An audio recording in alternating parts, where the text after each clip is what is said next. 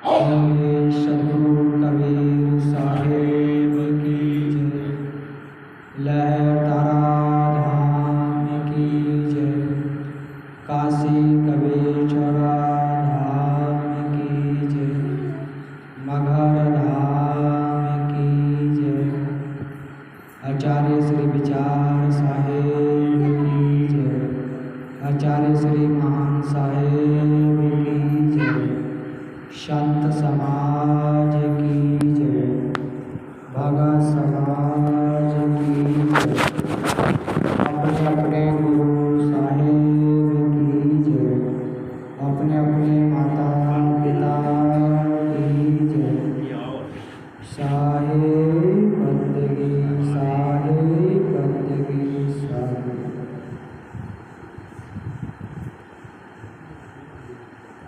सद्गुरु कहते हैं, आया है जगत में दो काम कर लो, कर साहिब की बंदगी, भूखे को कुछ दे। सद्गुरु कहते हैं कि हम इस संसार में आए हैं तो दो काम कर लेंगे तो उस परम तत्व की प्राप्ति हो जाएगी। कर साहिब की बंदगी, क्योंकि हम सद्गुरु के बंदे हैं, वो सद्गुरु की ही बंदगी करनी है। तो सद्गुरु की बंदगी करने के लिए हमको एक बंदे की ज़रूरत है, क्योंकि सामने वाला जब कोई व्यक्ति हमको मिलता है जब ही हम उसको बंदगी करते हैं। बंदे के द्वारा बंदगी करना या नमस्कार करना या राम राम करना, क्योंकि कर साहिब की बंदगी, बंदगी का मतलब है हम सद्गुरु के मार्ग पर चलें, भक्ति करें, सेवा करें, करुणा करें, दया रखें, हृदय में सभी से मिलजुल कर रहें और उस परमात्मा को हर समय याद या उसका सुमरन करते रहे जो गुरु ने बताया। कर साहिब की बंदगी। तो अगर हम सद्गुरु के मार्ग पर चलते रहेंगे और सद्गुरु की बंदगी करते रहेंगे तो धीरे धीरे सभी हमारे विकार खत्म हो जाएंगे। हम रोज किसी भी खेत में कितनी भी घास फूस लगी हो और उस घास फूस को रोज हम धीरे धीरे उखेड़ते रहेंगे तो एक दिन हमारा खेत शुद्ध हो जाएगा। ऐसे ही हम भी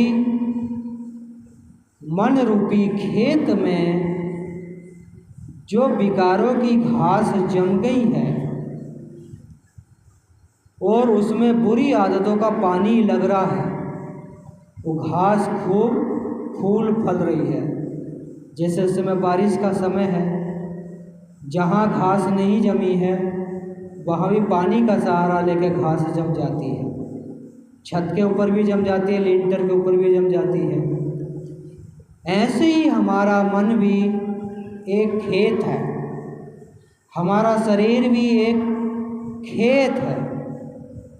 इसमें विकारों की घास इतनी जम गई है कि इसमें इस घास इतने ऊंचे पौधे हो गए हैं, उसमें आम रूपी वृक्ष दिखाई नहीं दे रहा। दूर से देख रहे हैं तो केवल कटीले वन ही दिखाई दे रहे हैं, मीठे वृक्ष का फल उसमें नहीं दिखाई दे रहा। ऐसे ही आदमी के मन के अंदर भी कटीले वन लग चुके हैं। वो घनी घास हो चुकी है, जहरीली घास। उस जहरीली घास को आदमी ख़त्म नहीं करना चाह रहा, उसको उसी में आनंद मिल रहा है। कैसे मिल रहा है? जो व्यक्ति मदिरा पान करता है, शराब पीता है, तो उसका वो उसी में मस्त है, वो उसी का आनंद ले रहा है। घर में बच्चे भूखे हों, प्यासे हों या पत्नी दुखी हो, उसका कोई लेना देना नहीं है। वो अपनी उस जहरी वायुमृत्यु में मस्त है।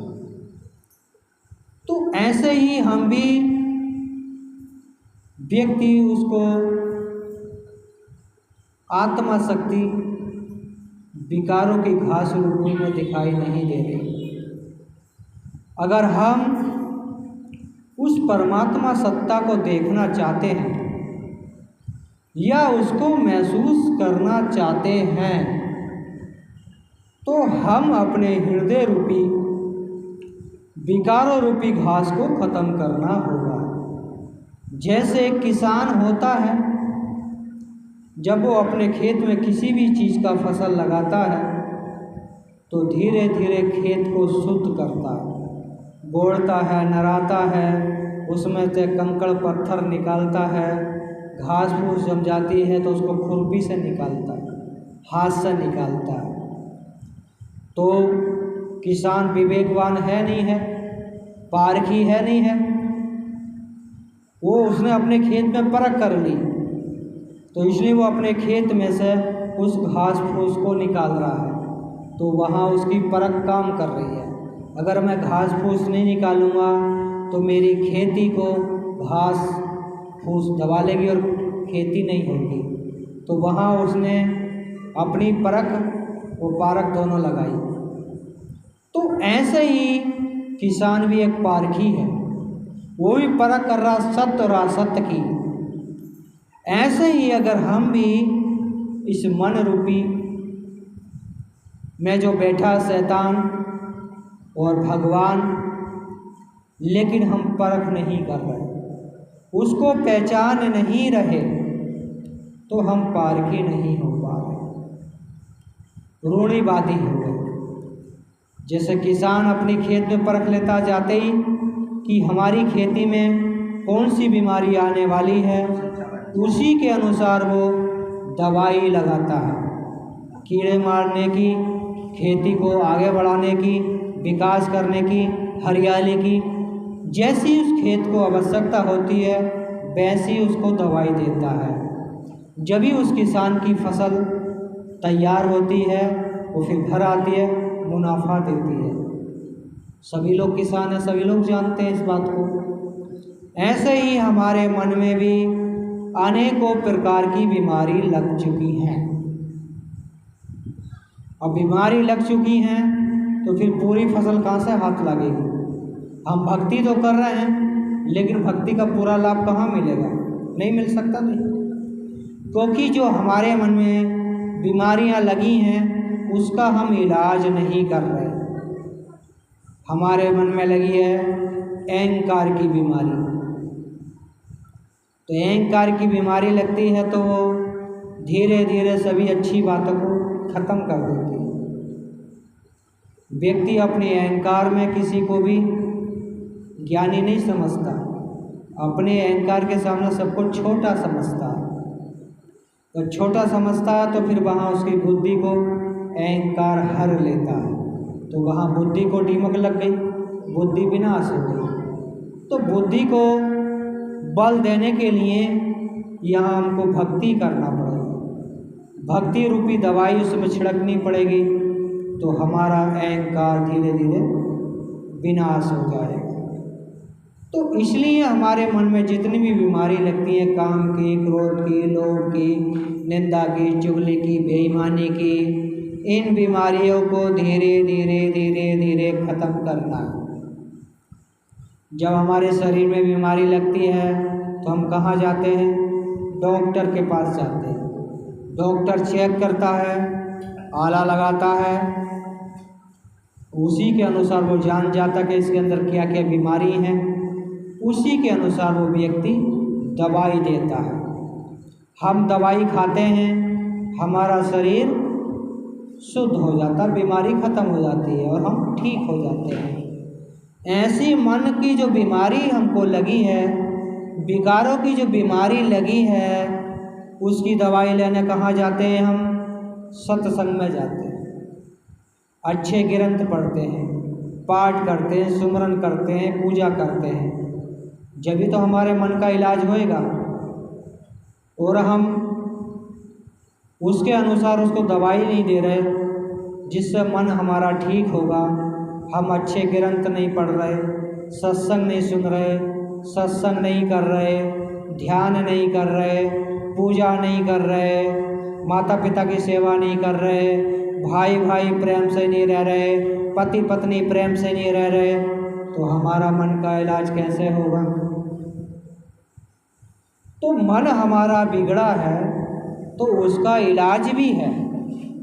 जैसे कि आज संसार में जितनी बीमारियां निकली हैं, जितने रोग निकल रहे हैं, सभी का हमारे वैज्ञानिक लोग और वैद्य लोग उसका उपाय खोज लेते हैं, उसकी दवाई खोज लेते हैं। ऐसे ही अगर किसी का भी कितना ही बिगड़ा हुआ मन हो तो संत लोग भी उसकी दवाई खोज देते हैं कि भाई ये औषधि लगाएगा तो ठीक हो जाएगा। तो मन के अनुसार अगर हम उस अच्छे संतों के पास जाएंगे, अच्छे ग्रंथ पढ़ेंगे, माता पिता की सेवा करेंगे, दीन दुखी सेवा करेंगे, भाई भाई प्रेम से रहेंगे, पत्नी पति प्रेम से रहेंगे, तो धीरे धीरे हमारे मन का इलाज स्वयं हो जाएगा। हो जाएगा नहीं हो जाएगा? गुरु हैं, सदगुरु हैं, हमसे बड़े बुजुर्ग हैं, वो केवल दवाई देंगे,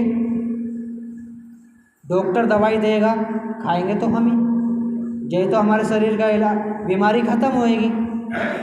वो दवाई हम डॉक्टर से ले आए, उसको पैसा भी दे दिए, वो दवाई नहीं खाए तो मर्ज कैसे ख़त्म होएगा? हो जाएगा? नहीं हो सकता। नहीं।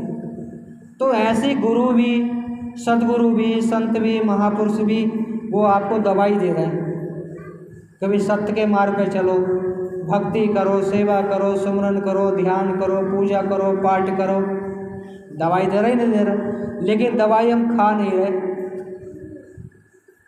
दवाई थोड़ी देर इस कान में ली, इस कान से ख़त्म कर दी। दवाई को हम खा नहीं रहे तो हमारा मन कैसे बीमारी से मुक्त होएगा? जो गुरु, जो सतगुरु, जो संत या हमसे बड़े बुजुर्ग ज्ञानी लोग अच्छी बात बता रहे हैं, उसको हम हृदय में ग्रहण नहीं कर रहे, तो हमारे हृदय रूपी बीमारी कैसे ख़त्म होएगी? हो सकती है क्या? तो उसी को कहते हैं परख और पारखी। इसलिए अपनी परख को साथ रखो, पारखी बनो। किसी ने बात बताई, रास्ता बताया ऐसे जाओगे तो दिल्ली चले जाओगे, लेकिन दिल्ली देखा नहीं, लेकिन बताने के अनुसार हम जा रहे हैं। हम वहाँ तक जाएंगे, क्या क्या कठिनाई आई हैं, जब तो हमारी परख होएगी, जब तो हम परख कर पाएंगे, जान पाएंगे, पारखी हो पाएंगे। क्योंकि हमने रास्ता देख लिया दिल्ली तक का, जब तो हम पारखी होएंगे और उसको जाते जाते परखेंगे कौन सा रास्ता सही है, कौन सा गलत है। तो इसलिए अपने जीवन में उस सत्य को जानने की कोशिश करो जो हमारे अंदर छिपा है। उस किसान के तरह, जैसे किसान अपने खेत में जाता जाते पहचान लेता इसमें ये रोग लगने वाला है, तो उसी के अनुसार दुकान पे जाता है, दवाई लेके आता और छिड़क देता, रोग खत्म हो जाता। तो ऐसे ही हम भी जन्मे जन्मों के बीमार चल रहे हैं, लेकिन उस बीमारी का हम पुख्ता इलाज नहीं कर रहे, हल्का फुल्का करते फिर छोड़ देते। जैसे किसी को टीबी की बीमारी हो जाए और गांव से थोड़ी मोड़ी दवाई ले, सांस रुक जा, खांसी रुक जा, फिर होने लगा फिर ले ले, लेकिन पुख्ता इलाज नहीं हो रहा। पुख्ता इलाज नहीं हो रहा तो फिर बीमारी, टीबी की बीमारी जा ही नहीं रही। तो उसके लिए 6 महीने का कोर्स बताया। अगर एक दिन भी चूक गए आप, एक दिन दवाई नहीं खाई, एक टाइम दवाई नहीं खाई, तो फिर से 6 महीना फिर खानी पड़ेगी। आपने 5 महीना 28 दिन दवाई खा ली, एक दिन बाकी रह गया, 2 दिन बाकी रह गए, 2 दिन तुमने दवाई छोड़ दी, फिर डॉक्टर के पास चेकअप करने जाओगे तो कहेगा अब फिर से तुम्हें 6 महीना फिर खानी पड़ेगी। एक बीमारी के लिए एक दिन की चूक हो जाती है तो फिर से हमें 6 महीने फिर दवाई खानी पड़ती है। और हमारे मन में तो कितनी बीमारी हैं। तो उन बीमारियों का पुख्ता इलाज हम करेंगे पर डे। रोज़ दवाई खाएंगे तो हमारे मन की बीमारी सब खत्म हो जाएगी। और पर डे की दवाई क्या है भाई? सुबह शाम उठकर पूजा पाठ करो, माता पिता के पैर छुओ, उनको समय से भोजन दो, भाई भाई प्रेम से रहो, पति पत्नी प्रेम से रहो, थोड़ा घर में सत्संग करो, ध्यान करो, जाप करो। ये रोज़ हम करते रहेंगे तो हमारे मन का इलाज हो जाएगा। वो ऐसी परिस्थिति आ जाएगी, वो जन्मों जन्मों की बीमारी, हमारी आवागमन की जो बीमारी है ना, वो ख़त्म हो जाएगी। जिसको लक 84 कहते हैं कि मरने के बाद आदमी लक 84 में जाता है, तो जाता तो है, लेकिन हम उस बीमारी का पुख्ता इलाज नहीं कर रहे, इसलिए हम आवागमन में की बीमारियों में जी रहे हैं। पुख्ता इलाज हम भाई रोज़ भक्ति करेंगे, सुमरन करेंगे, पाठ करेंगे, सत्संग करेंगे, तो हमारे मन का धीरे धीरे पक्का इलाज हो जाएगा। तो बीमारी हमारे हृदय से ख़त्म हो जाएगी और आवागमन की गति से हम मुक्त हो जाएंगे। और मुक्त होएंगे जब ही हम सतगुरु के दरबार में जा सकते हैं। कैसे जाएंगे?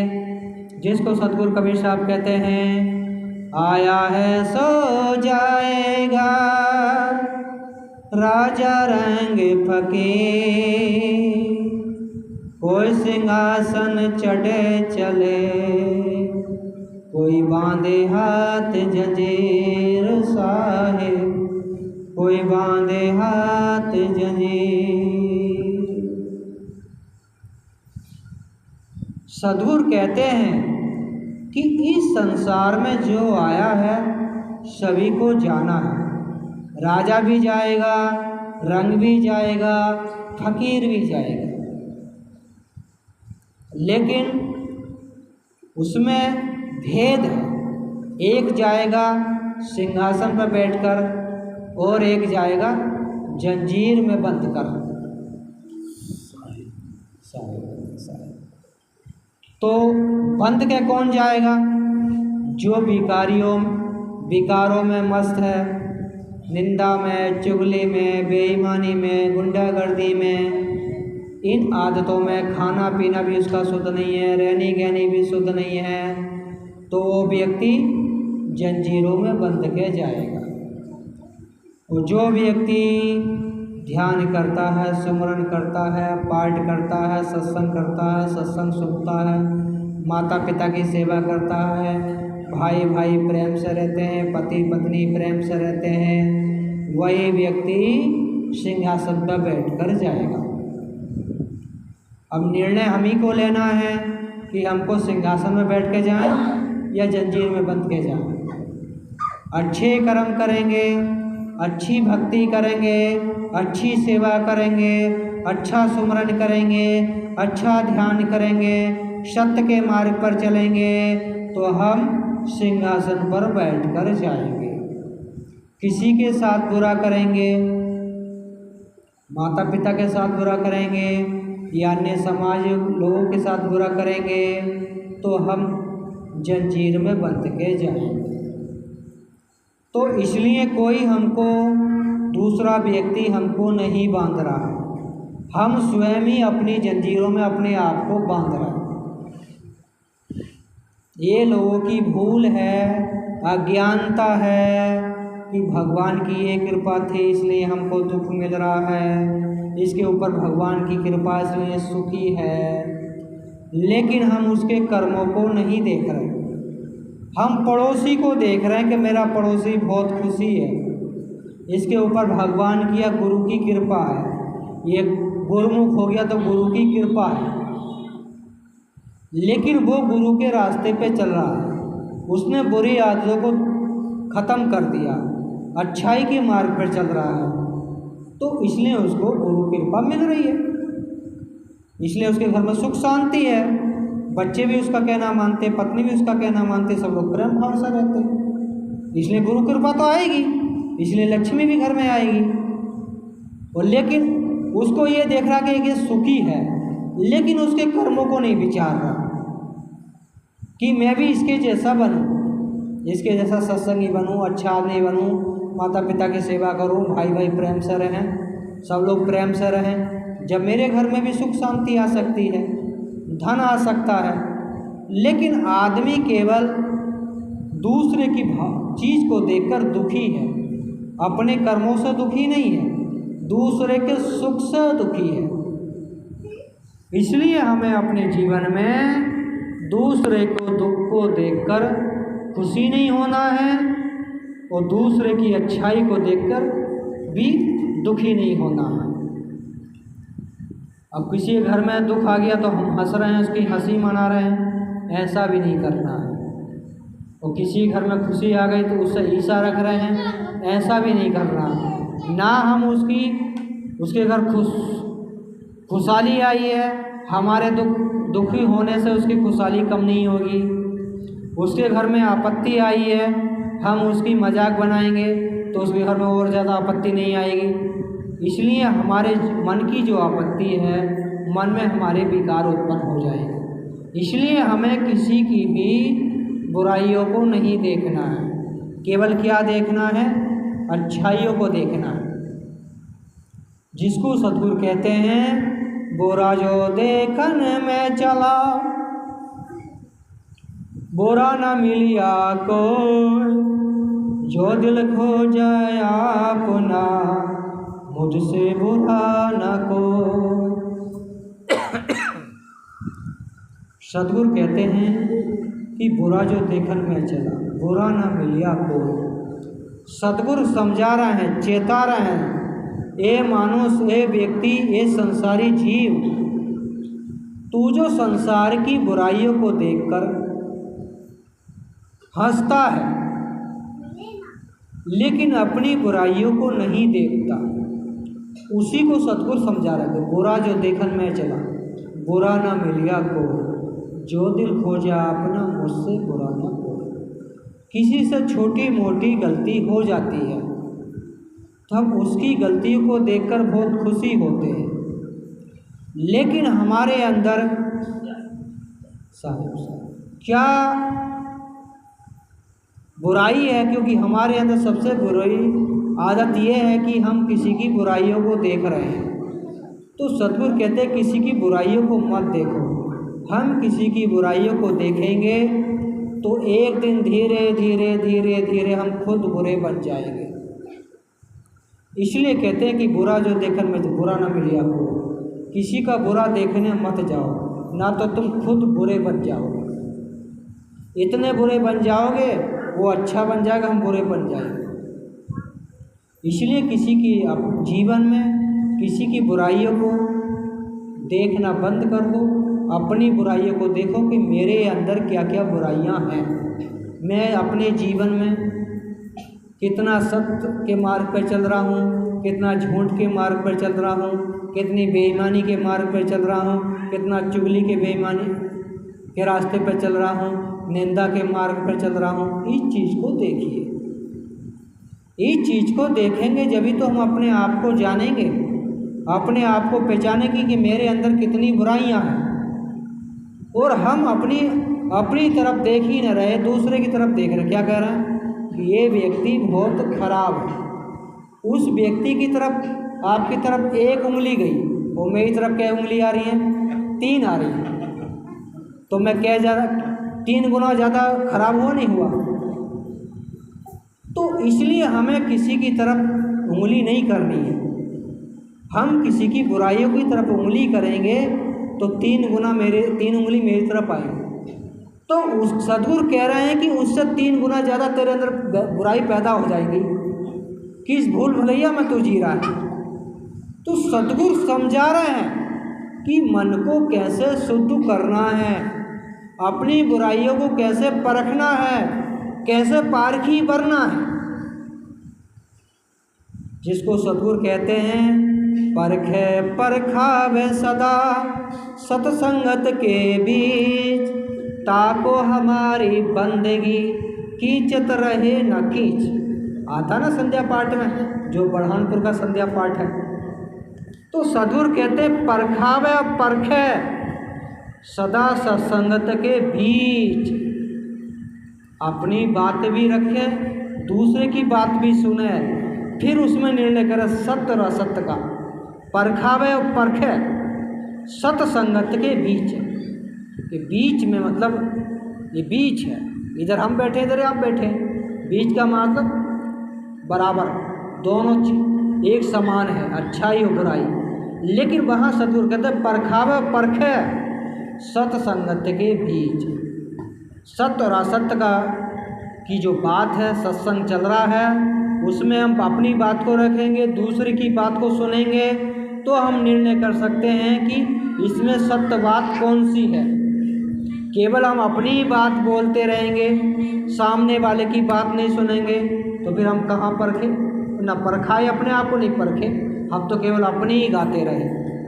तो सद्गुरु यहाँ अपनी गाने की बात नहीं कह रहे, परखने की और परखाने की दोनों की बात कर रहे हैं। दूसरे को भी जानो, अपने को भी जानो, सत्संगत के बीच ताको हमारी बंदगी। तो वहाँ सद्गुरु कह रहे उस बंदे को मेरी बंदगी है, मैं उसको नमस्कार करता हूँ, झुक के पैर छू के हाथ जोड़कर बंदगी करना चाहता हूँ। ताको हमारी बंदगी कीचत रहे ना कीच। तो वहाँ जो कीच मतलब बुरी आदतों की कीच जो हमारे मन में होती है, वर्षा होती है, पानी कीचड़ में किच किच हो जाता है, चलते हैं तो पैर से धूप वो उड़ता है, वो कपड़ों पे लग जाते हैं धब्बे।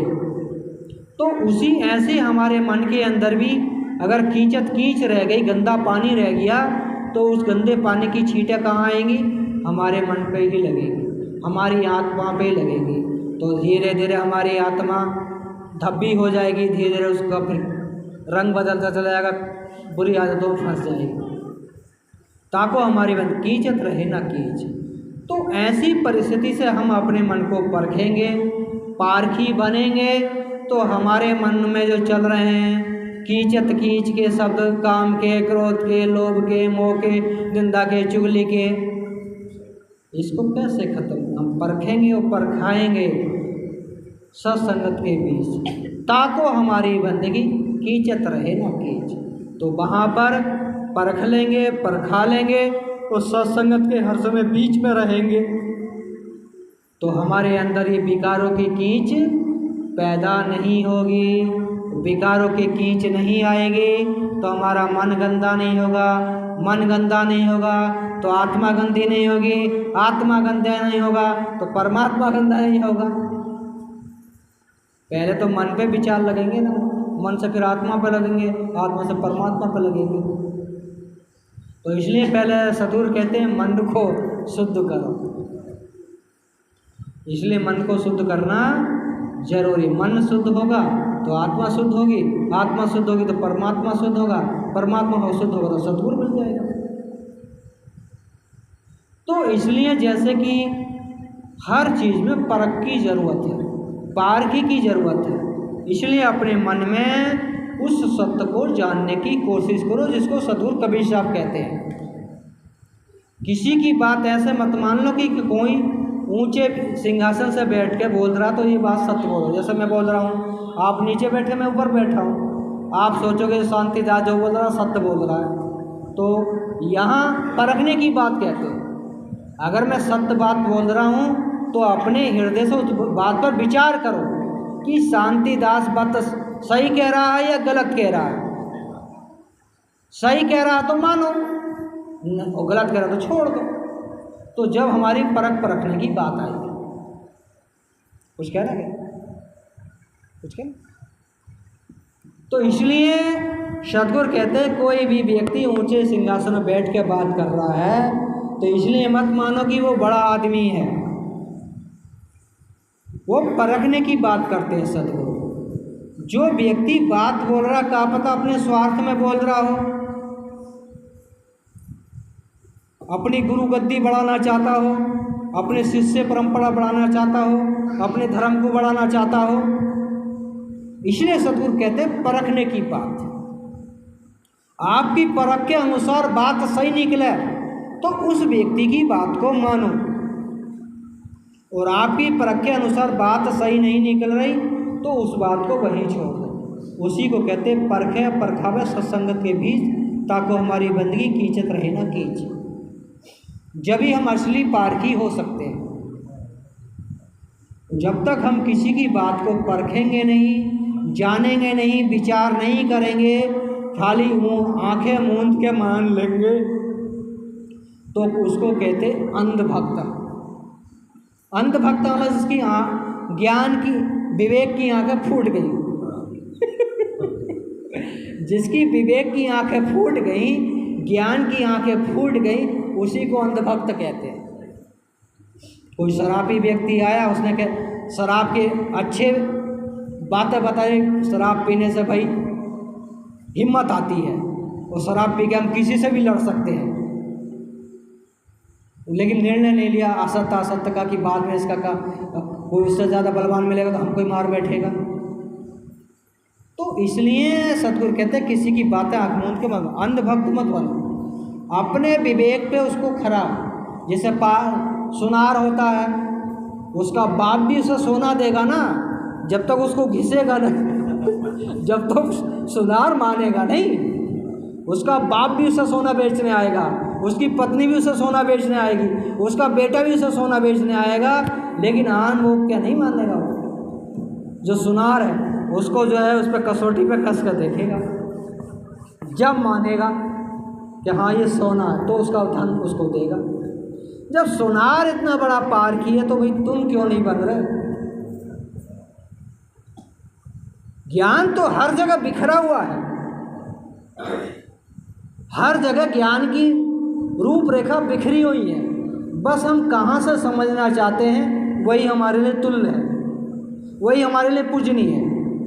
तो हमसे ज़्यादा बड़ा पारखी तो सुनार है, वो तो साधु भी नहीं है, वो तो गुरुमुखी भी नहीं है, वो तो संसारी जीव है, लेकिन वो परख कर रहा है यहाँ सुनार की। वो उसका धंधा है सुनार का, सोना बेचना, सोना खरीदना।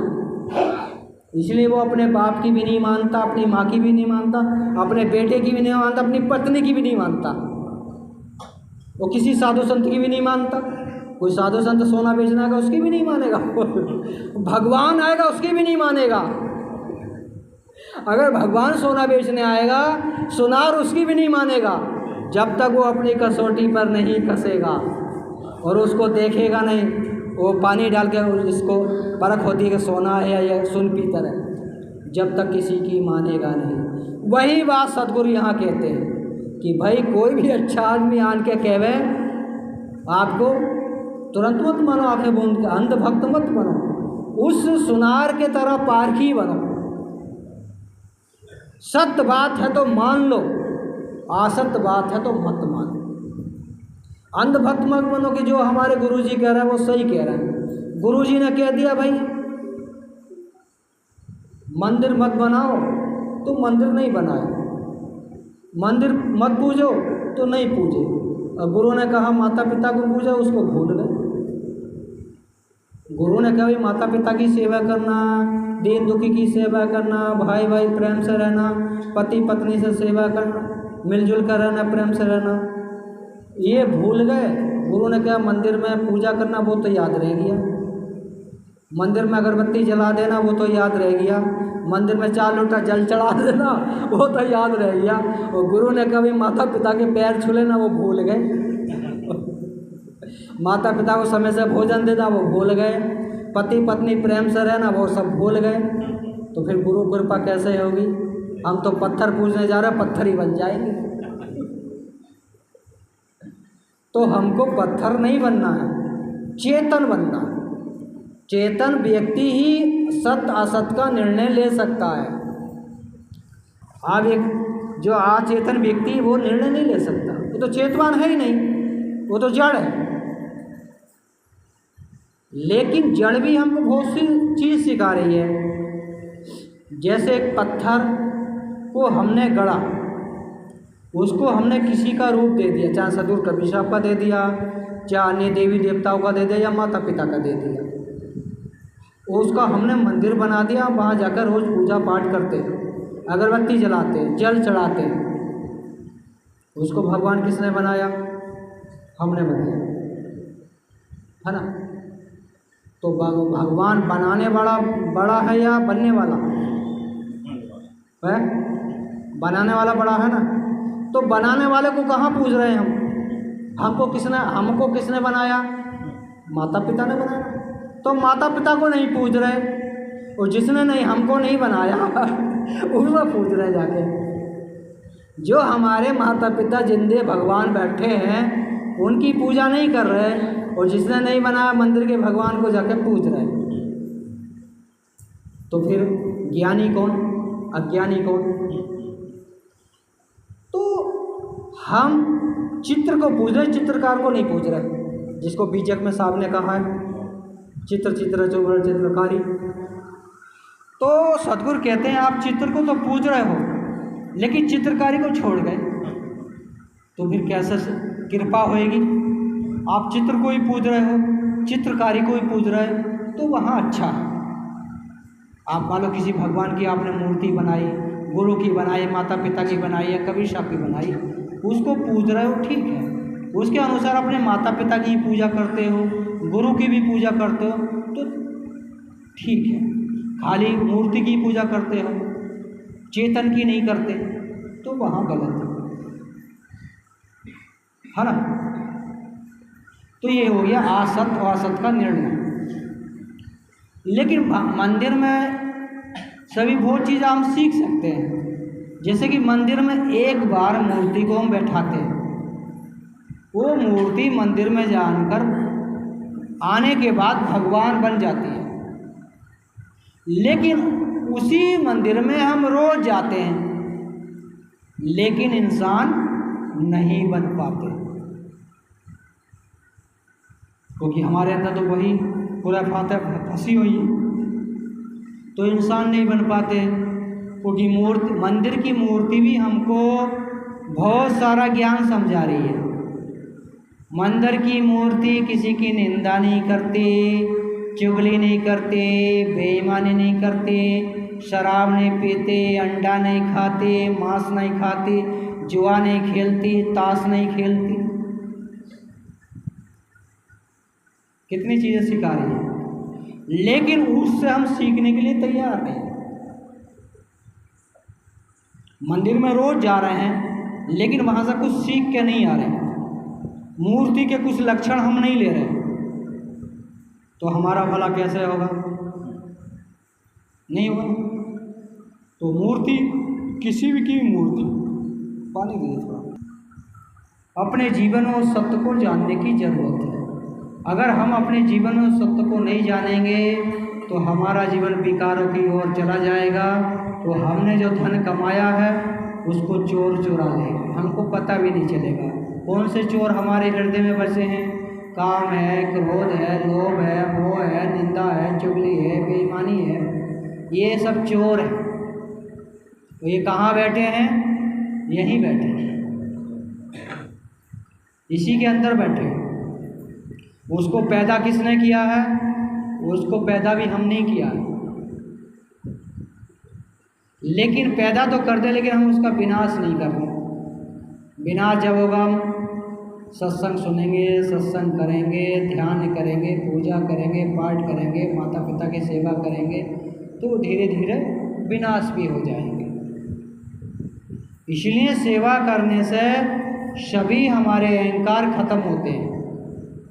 इसलिए ज़्यादा से ज़्यादा सेवाओं का भाव रखिए।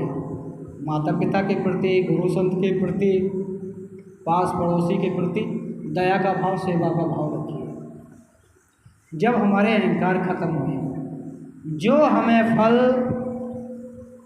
100 बार तीर्थ करने जाएंगे वो फल हमको नहीं मिलेगा, लेकिन पड़ोसी से प्रेम भाव से रहेंगे, उसके दुख सुख में साथ देंगे तो वो फल कुछ ही समय में हमको प्राप्त हो सकता है। इसलिए सद्गुरु कहते हैं कि आत्मा पूजा सच्चा और पूजा सब कच्चा।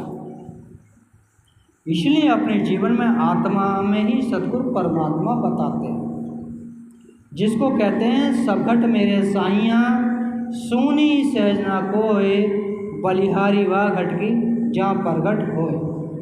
सद्गुरु सभी जीव आत्मा के अंदर परमात्मा बताते हैं, लेकिन बलिहारी उसकी बताते हैं जिसने प्रकट कर लिया। प्रकट कैसे होता है? जिसके हृदय में दया है, करुणा है, प्रेम है, भक्ति है, सेवा है, ध्यान है, सुमरन है, माता पिता के प्रति सेवा है, ऐसे हैं उसके हृदय में भाव हैं तो उसके हृदय में परमात्मा प्रकट हो जाए। और जिसके हृदय में नहीं है तो पूरे जीवन मंदिर में घंटी बजाता रहे, कोई प्रकट नहीं हो सकता, क्योंकि माता पिता की सेवा करता नहीं और उनकी बुराई करता है और उनको पीटता है, तो भगवान भी उसको देख के शर्मा जाएगा कि ये अपने माता पिता का नहीं हो तो मेरा क्या होगा। अपने माता पिता की सेवा नहीं कर रहा तो ये तो मेरे पास ही मतलब से आ रहा कि भगवान मुझको धन देगा तो मैं तेरे आगे 10 किलो लड्डू चढ़ाऊँगा। तो लोग भगवान को भी रिश्वत देकर खुश कर रहा है, भगवान को भी रिश्वत देख के आदमी खुश कर रहा है कि तू मेरा काम बना देगा तो मैं तेरे दरबार में 51 किलो लड्डू चढ़ाऊँगा। भगवान ने काम कर दिया तो भगवान अच्छा, भगवान ने ना काम किया तो कहता कि भगवान किसी काम का नहीं है, अब दूसरे भगवान की पूजा करेंगे। तो शंकर भगवान को छोड़ के वो विष्णु भगवान के पास चला जाता है। तो लोग अपने स्वार्थ के लिए भगवान को भी बदल देता है, गुरु को भी बदल देता है, लेकिन अपने आप को नहीं बदलता, इसलिए अपने जीवन में दुखी है। इसलिए अपनी आदत को बदलो तो जीवन में मोक्ष करो, जिसको सद्गुरु कहते हैं मन मस्त हुआ तो क्या हो गया। जब हमारा मन भक्ति में, सेवा में, करुणा में, प्रेम में, ध्यान में, पूजा में, पाठ में मस्त हो गया तो क्या बोले, अब किसी से बताने की ज़रूरत क्या। वो अपने हृदय से भक्ति कर रहा, अपने माता पिता के प्रति उसके हृदय में दया है, सुबह शाम उनके पैर छूता, समय से भोजन देता है, तो उसको मंदिर में भगवान की घंटी बजाने की क्या जरूरत है? कोई ज़रूरत ही नहीं। वो तो जिंदे भगवान की पूजा कर रहा है, तो मुर्दे भगवान की पूजा क्यों करेगा? तो सद्गुरु कहते भाई जिंदे भगवान को जानने की कोशिश करो, जिंदा व्यक्ति ही आशीर्वाद देगा। अब इस कितने आप लोग सब लोग बैठे, कोई भी व्यक्ति किसी के पैर छुएगा, उसके हृदय से उसके प्रति दुआ निकलेगी, तो उसने आशीर्वाद दिया नहीं दिया। अब इस बोतल को छोगे क्या, बोतल मुझे बेटा दे दो, कैसे दे देगी? इसमें पानी है, पानी पियोगे तो पानी दे देगी। तो आदमी सत्य भक्ति को नहीं जान रहा, परंपराओं में डूबता चला जा रहा। जैसे कि हमारा एक गड़ैया होता था, एक गड़ैया की एक नदी में जा रहा था, जैसे आपके यहाँ ये नदी है, उसको नदी पार करनी थी, नदी के पार उसको चराना था गाय भेड़ों को। वो नदी बह रही थी तेज, लेकिन भेड़ पानी देख के डरती हैं, तो उसने बहुत भेड़ों को ढकेला, कोई भेड़ पानी के अंदर नहीं गई। फिर उसने गुस्से में आन के एक भेड़ को गोद में भर कर नदी में फेंक दिया। फिर तो सभी भेड़ पीछे पीछे कूदती चली गई नदी में। तो इसमें भेड़ की चाल नहीं चलना, जिसको कमीशन का एक गड्ढे में जाए सभी गड्ढे में जाए, सभी गाड़ में जाए, तो भेड़ की चाल बताया कमीशन ने कि एक भेड़ गड्ढे में गिर गई तो सभी भेड़ गड्ढे में गिर रही हैं, वो अपना विवेक बुद्धि नहीं लगा रही। तो इसलिए हमको भी संसार के लोग कैसी पूजा पाठ करते हैं उसका मतलब नहीं है, हमको विवेक लगाना, अपनी बुद्धि लगानी है, अपना परख लगाना, पारखी बनना कि ये पूजा सही है या गलत है। सही है तो मान लो, असत्य तो छोड़ दो। इसलिए अपने जीवन में उस परम सत्ता को जानने की जरूरत है, जिसको सद्गुरु कबीर साहब कहते हैं परखावे परखे सदा, सत्संगत के बीच ताको हमारी गंदगी, बंदगी कीचत रहे न कीच। बंदगी करोगे तो दिल की गंदगी खत्म होगी, बंदगी नहीं करोगे तो दिल की गंदगी खत्म नहीं हो सकती। बंदगी का मतलब उस परमात्मा को याद करना, सत्संग करना, सत्संग सुनना, दया रखना, प्रेम रखना, करुणा रखना, संतोष रखना, ये हम हमारे हृदय में हैं और सबके प्रति हम दया भाव रखते हैं तो सद्गुरु की बंदगी हो रही है। इसलिए सद्गुरु की बंदगी करेंगे तो हमारे हृदय से विकारों रूपों की गंदगी खत्म हो जाएगा। इसलिए अपने जीवन में उस परमात्मा सत्ता को जानने की कोशिश करो, जिसको सद्गुरु कबीर साहब कहते हैं सांच बराबर तप नहीं, झूठ बराबर पाप, जाके हृदय सांच है ताके हृदय आप। हमारे हृदय में सत्यता है, सत्यता के रास्ते पे चलते हैं, सत्य के मार्ग पर चलते हैं तो हमारे हृदय में सद्गुरु स्वयं विराजमान हो सकता है। हम झूठ का सहारा लेते हैं, झूठ का सहारा लेंगे तो हमारे अंदर चुगली भी आ जाएगी, बेईमानी भी आ जाएगी, गुंडागर्दी भी आ जाएगी और अंधे हमारे खान पीन भी गलत हो जाएगी। तो इसलिए सद्गुरु कहते हैं कि झूठ जो है सबसे बड़ा पाप है। इसलिए अपने जीवन में झूठ का सहारा छोड़ दो, सत्य का सहारा ले लो तो हमारा जीवन सफलता की ओर चला जाएगा। और जिस सद्गुरु को हम बाहर ढूंढ रहे हैं, जिस भगवान को हम बाहर ढूंढ रहे हैं, तो वो भगवान हमारे अंदर में ही विराजमान हो जाएगा, प्रकट हो जाएगा। इसलिए अपने जीवन में सत्य को जानो, भक्ति को पहचानो। इसी के साथ ज़्यादा न कहते हुए अपने शब्दों को विराम देता हूँ। मेरी वाणी से किसी को दुख लगा हो तो उसके लिए क्षमा चाहता हूँ। सभी को मेरी तेरे वार साहिब बंदगी, साहिब बंदगी, साहिब।